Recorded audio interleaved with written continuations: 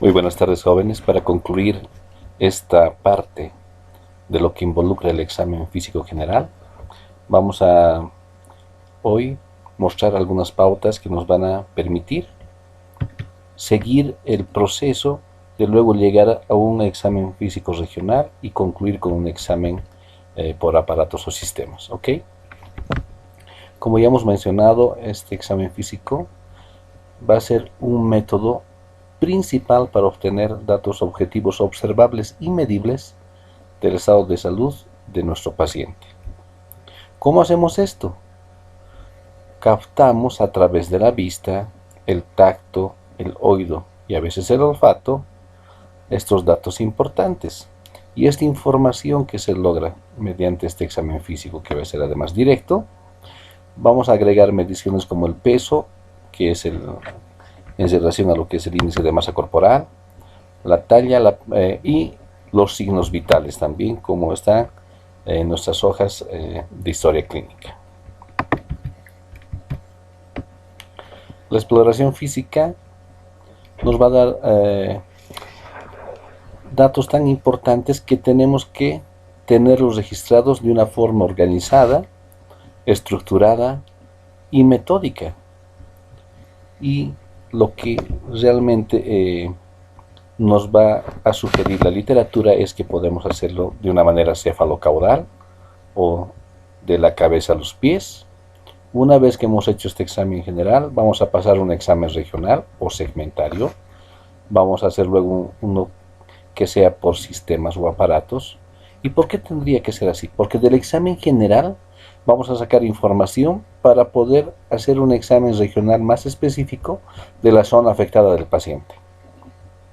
Pero esta zona afectada puede que esté además involucrando un sistema, en este caso del aparato locomotor. Entonces vamos a tener que hacer además un examen de este sistema osteomioarticular, por ejemplo, o quizás del aparato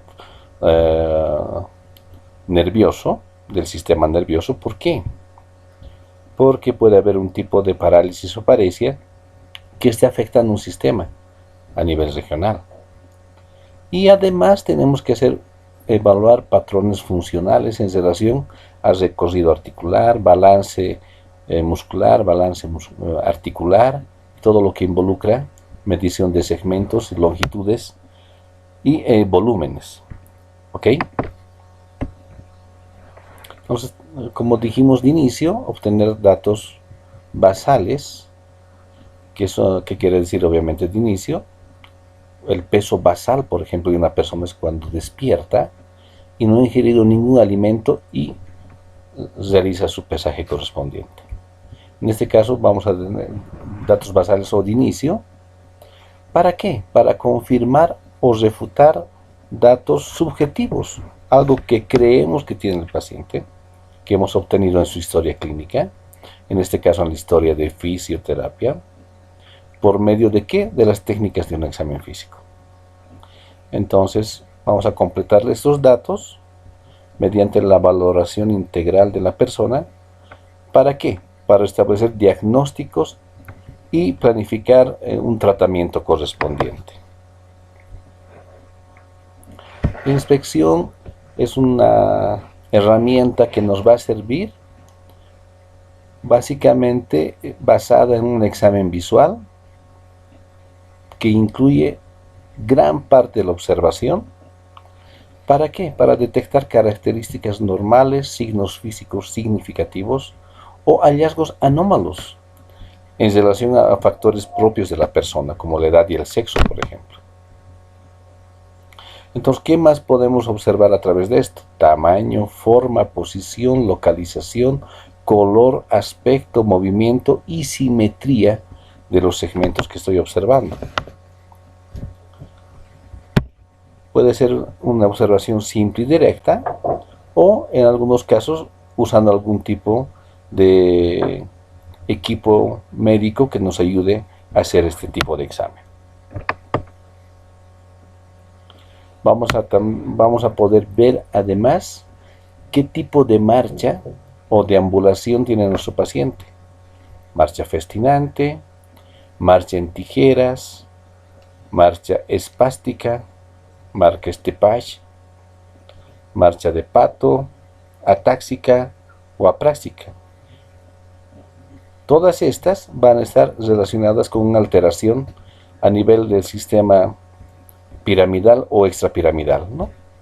El sistema nervioso central. Entonces, ¿qué tipo de marcha tiene? Tengo que aprender a relacionar con qué tipo de lesión a nivel del sistema nervioso central está relacionada este tipo de marcha.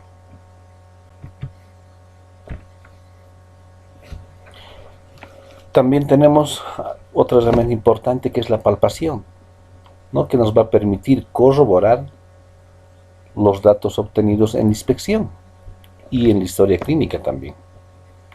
Ya sabemos que esta técnica se realiza mediante las manos o el empleo de las manos a mano llena o con el pulpejo de los dedos, ¿no? Con el sentido del tacto. Entonces, esta zona, que es la que tiene mayor concentración de terminaciones nerviosas, nos va a ayudar a recoger información de ciertas características de estructuras corporales que se encuentran por debajo de la piel. Entonces, ¿para qué realizo la palpación?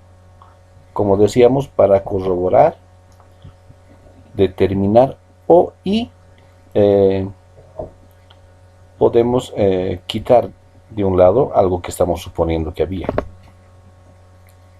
Textura, por ejemplo, en este caso el ejemplo nos habla del pelo, puede ser también de la piel. Temperatura, podemos hacer cierto tipo de vibraciones a nivel articular, forma, posición y tamaño de diferentes órganos y segmentos de nuestro paciente, consistencia y movilidad, presencia de distensión del abdomen, si es que vamos a hacer un examen ya a este nivel, presencia de pulsos periféricos, por ejemplo, sensibilidad al tacto, dolor y temperatura, y presencia de puntos dolorosos o puntos gatillo, que ese va a ser nuestro afán, además de todo lo que hemos visto ya, para poder determinar zonas en las cuales podamos hacer un tratamiento adecuado con lo que vamos a ir aprendiendo. La palpación puede ser superficial y puede ser además que preceda luego a una palpación profunda. Vamos a ir obviamente haciendo que esto se pueda hacer de la manera en que el paciente vaya viendo que es muy tolerable lo que estamos haciendo. Podemos hacer usando esta técnica, ¿no? Movimientos circulares, ejerciendo mínima presión sobre la zona explorar y luego poco a poco ir haciendo profundo nuestro examen para poder abarcar la zona en que yo estoy buscando la alteración que creo que puede existir. Si el ejemplo nos muestra algunas figuras o imágenes en relación a realizar un examen ayudados por el método de la palpación en el abdomen, también podemos hacer en grandes zonas de masas musculares como el muslo, pierna, brazo, para poder realizar este tipo de técnica. Podemos hacer con una sola mano, que se va a llamar monomanual la técnica, o con dos manos bimanual. Entonces, si hacemos a nivel abdominal, podemos encontrar algún tipo de tumor, aumento de tamaño de algún órgano interno, pero si hacemos en masas musculares, en grandes masas musculares, también podemos detectar cierto tipo de contracturas que están ejerciendo presión y causando dolor en nuestro paciente. ¿Ok? Entonces tengo que practicar para poder hacer este tipo de examen. La percusión, como ya habíamos dicho antes, en una anterior presentación de clase, va a consistir nada más en golpear metódicamente con la yema de uno o más dedos o con parte de la mano con el borde cubital para producir sonidos acústicos o vibraciones perceptibles, que nos va a permitir diferenciar distintos sonidos emitidos por órganos, delimitar el tamaño y consistencia de estos órganos, localizar y delimitar bordes de los diferentes órganos, y además lo que ya nos concierne, básicamente poder aprender de mejor manera, localizar zonas dolorosas. Entonces, muy importante la relación que va a existir entre el sentido del tacto y nuestro sistema de audición. ¿Ok? Puedo hacer una percusión directa cuando aplico directamente los dedos o los pulpejos de los dedos, o la puño-percusión cuando además estoy utilizando el borde cubital de la mano con el puño cerrado para poder producir un sonido normal o que esté relacionado con un sonido anormal. Pero también puedo hacer una percusión indirecta o dígito digital, por ejemplo, cuando hemos visto ya en otra clase este tipo de examen que podemos realizar. Percusión dígito digital, ¿verdad? Entonces tenemos la técnica ya explicada en una anterior presentación, las cuales ustedes seguro que ya han revisado y ya conocen, para poder realizar esta técnica. ¿Qué vamos a escuchar? Lo que decíamos hace un momento, ¿no? Podemos escuchar el tono de los sonidos que van a emitir cuando los tejidos reflejan el aire líquido o tejido sólido que puede existir en la zona que estamos haciendo este tipo de técnica de la percusión. Cuando existe aire en la zona, los sonidos son de un tono más intenso. Cuando hay líquido, los sonidos son de un tono menos intenso. Y cuando el tejido es sólido, el sonido es un tono leve. Entonces van a tener relación con timpanismo a lo más intenso, o el tono leve relacionado a lo que es matidez. Entonces vamos a hacer una forma resonante cuando hay una zona hueca, por ejemplo, hiperresonante o retumbante cuando alguna persona tiene alguna alteración muy particular, y en este caso como un enfisema pulmonar. Timpánico cuando el sonido además tiene mayor duración, y el mate cuando es un sonido breve o apagado. Este caso vamos a aprenderlo y vamos a aprender fácil a relacionar en ciertas zonas de masa muscular grande que hagamos este tipo de examen.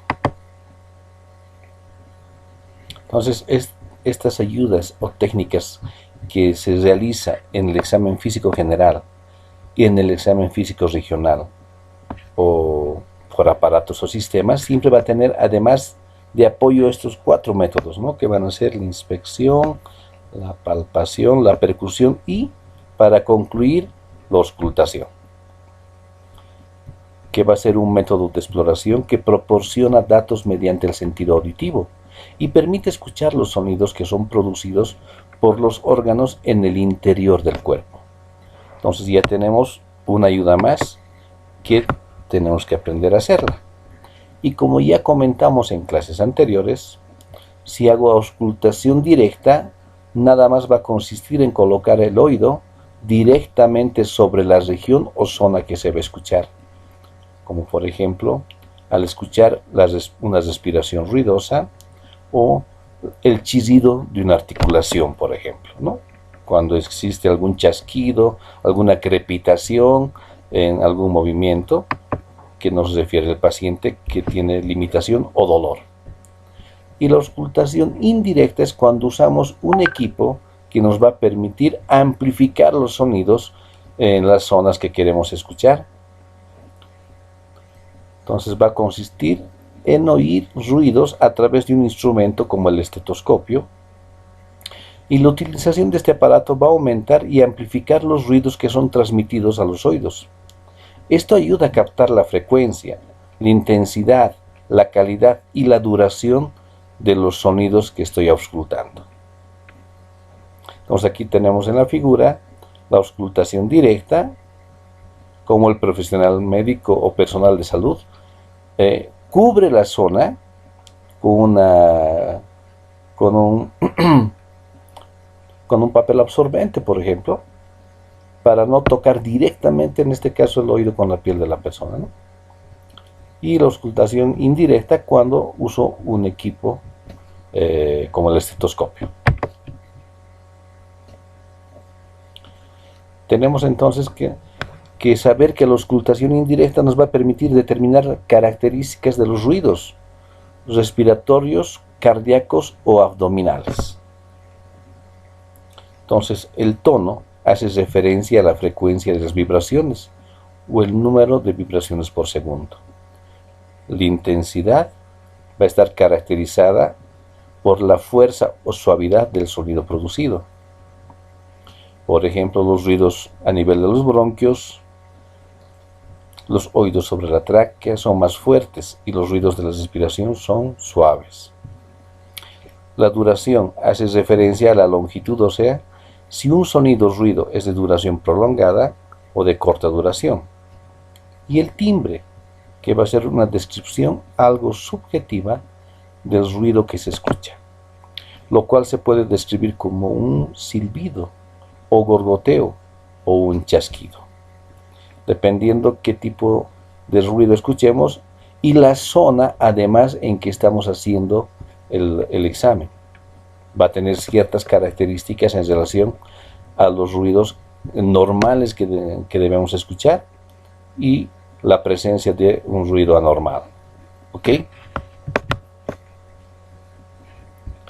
Estos parámetros que les voy a leer a continuación, jóvenes, son muy importantes, porque esta es parte de la bioética, de ganar al paciente en la primera entrevista que tenga con nosotros. Ya hemos tocado este tema, sin embargo, es bueno volver a comentar todo esto, desde la calidad de la atención que vamos a tener con el paciente, hasta la confianza que él va a depositar en nosotros para poder no solo hacer un examen, sino además poder hacer un tratamiento y concluir el mismo, ¿ok? Entonces tengo que ser con el paciente claro y específico en lo que vamos a conseguir. Pero no voy a poder conseguir nada si no obtengo la confianza y los datos que me pueda referir nuestro paciente. Entonces tengo que explicar de forma clara y comprensible en qué consiste este procedimiento de examen físico que voy a hacer para lograr mayor colaboración de él. Tengo que buscar siempre colocar en una posición cómoda y relajada a la persona. Es importantísimo conservar la privacidad, que no hay otras personas circulando, que no entre y salga otra persona, a no ser que sea por algo muy de trabajo de otro personal del equipo médico, ¿no? Descubriendo únicamente las zonas en que va a ser examinada la persona, ¿no? Muy importante. Evitar las corrientes de aire manteniendo el ambiente templado durante todo el procedimiento para que la persona esté cómoda y relajada. Tener siempre una buena iluminación. No proyectar sombras sobre la zona que voy a examinar porque voy a producir obviamente un oscurecimiento y puede que no vea todo lo que quiero ver y nos puede falsear algún dato que pueda obtener.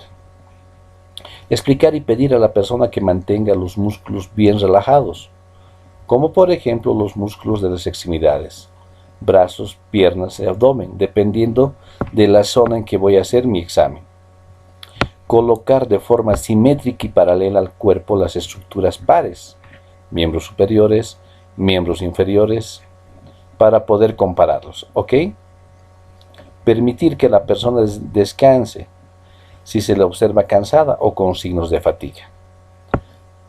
Pedir que evacúe la vejiga o quizá los intestinos, si es muy necesario, ya que esto podría poner incómodo al paciente. Si uno está con la emergencia de miccionar va a estar con ganas de irse rápido, no va a colaborar, pero si hemos creado ya el ambiente de confianza con el paciente y percibimos que tiene esta emergencia, podemos hablar con él y decirle que tenemos ahí un servicio higiénico cerca para que lo pueda utilizar y continuemos con el examen de una manera tranquila y correcta, ¿ok? Además de examinar al final y con precaución las zonas dolorosas. Entonces, esta parte, como ustedes ven, tiene como un check-in, ¿no? Tenemos que ir chequeando todo esto, ideal que lo tengamos a mano, esta hoja y la que sigue, para poder ir tiqueando lo que he ido consiguiendo y que no, para poder mejorar mi calidad de atención con el paciente. Tenemos que realizar, además, previamente la higiene de nuestras manos, ¿no? Entonces, este tiempo ya, si no lo practicábamos, ese tiempo lo hemos aprendido a practicar con esta época que hemos pasado de la pandemia del COVID-19, ¿verdad? Pero es importante siempre, antes de que ingrese el paciente y después que se ha ido, tener la precaución de lavarse las manos. Reunir y verificar el estado y funcionamiento de los instrumentos que van a ser utilizados. ¿Quieres tomar la temperatura y ha estado roto tu termómetro? Querías utilizar tu termómetro digital y estaba sin pilas, ¿no? Entonces, algunas cosas que bajan la calidad de tu atención. Quieres anotar en tu historia clínica y tu bolígrafo no raya o no escribe, ¿no? Tengo que además lograr la colaboración de la persona mediante una explicación del procedimiento que voy a hacer, ¿verdad? Y lo que viene además acá es como que poder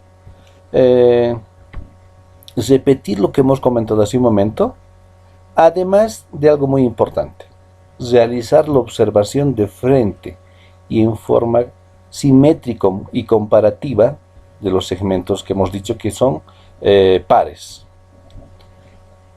Y para concluir, tengo que tomar en cuenta también que esto debía estar de inicio: templar las manos y los instrumentos para no causar que el paciente se estremezca por mucho frío. Por ejemplo, si yo pongo la membrana del estetoscopio fría en el pecho o en el tórax del paciente, ¿no? Entonces debíamos siempre poder calentarla, darle una temperatura adecuada para que sea tolerable. Además de templar las manos, también templar ese instrumento. Tengo que realizar el examen físico en silencio, sin prisa. Tampoco tengo que estar distraído con mi celular o saliendo y entrando a cada rato. Darle la importancia al paciente y su problema. Sin prisa no quiere decir que me tome 2-3 horas en hacer una evaluación. Simplemente optimizar el tiempo en relación al examen que voy a hacer. ¿Para qué? Para evitar que el paciente no se canse demasiado o tú te acumules pacientes esperando allá afuera. Entonces hay que tener una secuencia lógica, un tiempo prudente que nos permita realizar todo este procedimiento, ¿no? Algo muy importante también: evitar hacer comentarios, gestos o muecas que podrían ser mal interpretadas por la persona. Podemos no decir nada, pero nuestro lenguaje gestual, si yo miro cada rato mi reloj, el paciente va a creer que yo me tengo que ir rápido, entonces él también se va a querer ir, no me va a comentar todo lo que me quería comentar. Entonces voy a perder la oportunidad de hacer un buen examen con la persona.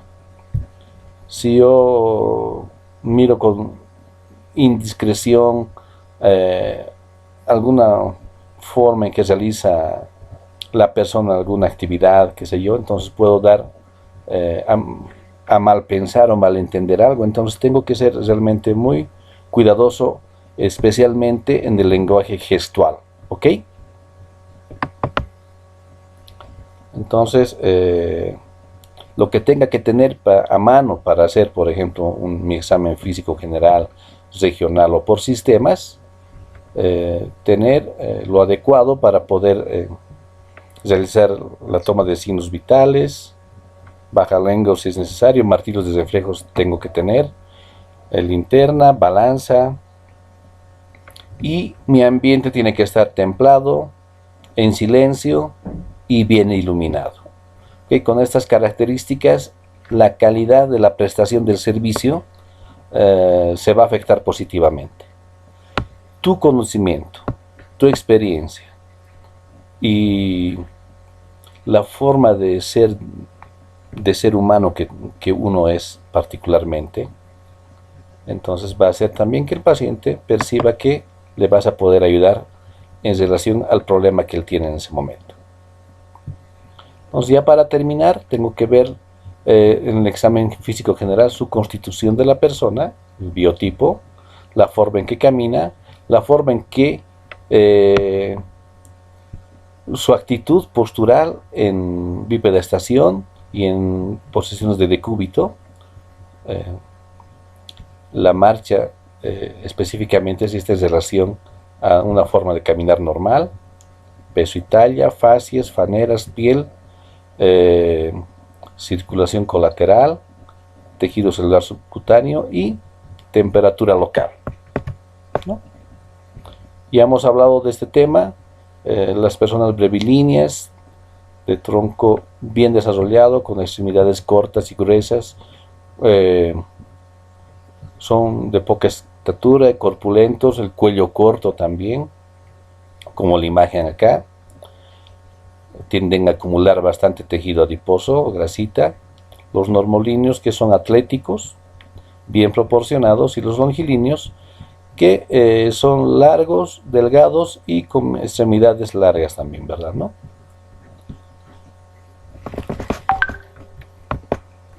La forma de deambulación, que puede ser sin dificultad, con alguna dificultad, o literalmente la persona está postrada en una silla o en su cama. Algunas actitudes posturales importantes: decúbito supino dorsal, los apoyos que debíamos tener normalmente cuando se le pide al paciente que adopte esta posición, el decúbito ventral o prono cuando es echado de barriguita, o el decúbito lateral, que debíamos básicamente adoptar esta posición, pero a veces el paciente tiende o tendemos a asumir una posición fetal, ¿verdad? El decúbito también puede ser pasivo, porque el paciente está de espaldas y por un problema de enfermedad que tiene, entonces obviamente no va a poder cambiar de posición activamente. Pero cuando el decúbito es activo es cuando el paciente puede cambiar solo a diferentes posiciones, ¿ok? La marcha que hemos visto que puede estar relacionada con algún tipo de enfermedad a nivel del sistema nervioso central. Las facies, como hemos mencionado en una clase anterior, es el aspecto configuración del rostro o la expresión facial fisonómica que va a ser de vital importancia en el examen físico, porque además de ver la expresión que pueda tener o la alteración que pueda presentar el tipo de facies, también puedo relacionar si ese aspecto no está, además mostrándome que hay una alteración del sistema respiratorio, del sistema cardiovascular o del sistema digestivo, ¿ok? Entonces ahí vamos a tener muestras de qué más el paciente puede estar padeciendo o relacionando nosotros con la enfermedad actual que tiene el paciente en la cual voy a trabajar. La coloración de la piel también va a depender y nos va a dar signos característicos de relación a una enfermedad que pueda tener la persona, ¿verdad? Esta coloración va a variar también dependiendo de la edad, raza, sexo y lugar del cuerpo. Entre las alteraciones que podemos encontrar puede ser palidez, rubicundez, pseudoictericia, melanodermas, vitiligo, manchas acrómicas, cianosis a nivel distal, por ejemplo como en los dedos, o ictericia, los ojos amarillitos o la piel amarilla, ¿ok? que van a estar relacionadas obviamente cada una de estas con un problema a nivel sistémico. Las faneras, los pelos y uñas también, y hemos mostrado en la clase anterior las diferentes alteraciones que pueden presentar y además con qué tipo de problema de salud nos pueden relacionar. ¿Ok? Entonces así estamos concluyendo todo lo que es el examen físico general. La próxima clase hablamos del examen físico regional y la subsiguiente de lo que es el examen físico por sistemas, ya haciendo énfasis especialmente en lo que es el aparato circulatorio, respiratorio y el sistema nervioso central y periférico. Vamos a poder ver también en un examen físico general algún tipo de circulación colateral, como la cabeza de medusa, por ejemplo, en el abdomen, cuando se presenta a veces en mujeres embarazadas o en gente alcohólica, ¿no? Que van a poder en un momento ver, no solamente en libros, sino cuando hagan sus prácticas van a poder observar también en personas, ¿no? Que sufren este problema.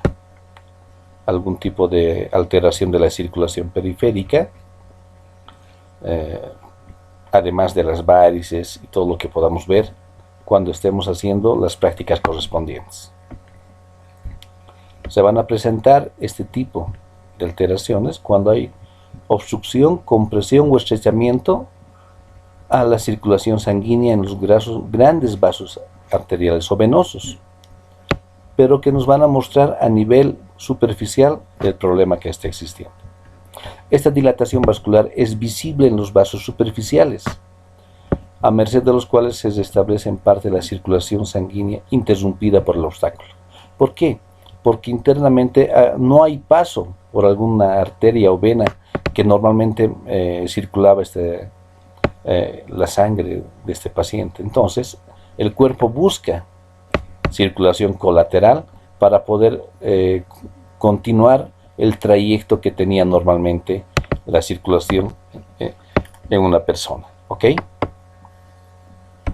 Y el tejido celular subcutáneo también nos va a poder mostrar, qué sé yo, en un momento el aumento, una piel de naranja, de pronto celulitis y algunas cosas que van a hacer que la persona presente edemas, enfisemas subcutáneos, mixedemas, y tengo que hacer relación además con lo que hemos hablado en un momento, el índice de masa corporal, porque aumento de peso y acúmulo de mucha grasa bajo el tejido celular subcutáneo obviamente va a perjudicar también en la respiración, en la circulación, en el sistema osteomioarticular y en la recuperación que pueda tener el paciente si es que presenta una lesión a este nivel.